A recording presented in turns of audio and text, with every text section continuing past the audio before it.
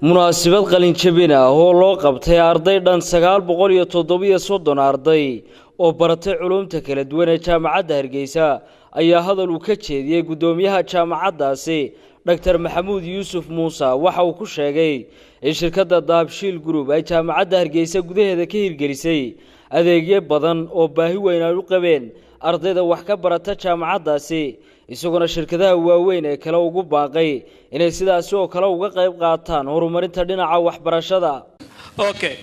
sanadkii 17ka laga soo bilaabo ilaa 18kan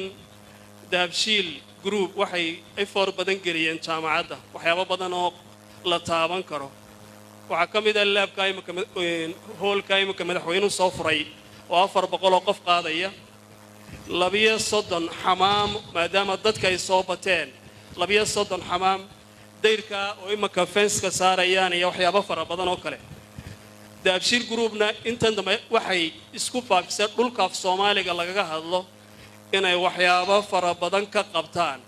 maalmadhowta waxaan eegay marka jubooyinka iyo London iyo barnaamijyo ay ka fulinayaan ayaan arkay meelo fara badan oo ay ka fulinayaan waxaan rajaynayaa in wax badan ka taro kuwaasna wax badan ka taraan shirkadaha waaweyn ee jooga caalamkan ayagana waxaan ku dhiirigelinaa bal iyaguna inay wax badan ka qabtaan inta lagu talagalay jaamacad geestiisa gudoomiyaha shirkadda Dahabshiil Group Cabdirashiid Maxamed oo munaasabadaasi ku sugnaa ayaa hadal uu ka jeediyay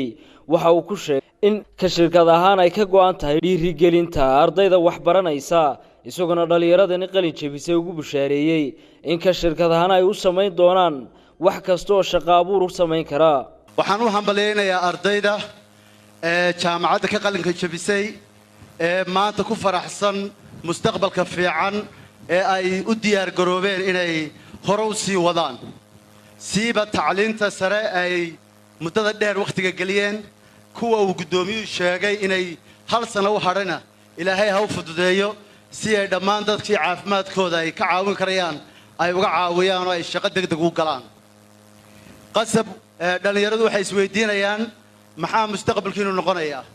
ma shaqaad heli doontaa ma tacliin baad sii wadi doontaa ma dawladdaad ku biiri doontaa ma madaxweynaha shaqo idin siinaya su'aalo badan baa la isweydiinayaa waxaan rajaynayaa su'aalahaas ay idin fududaadaan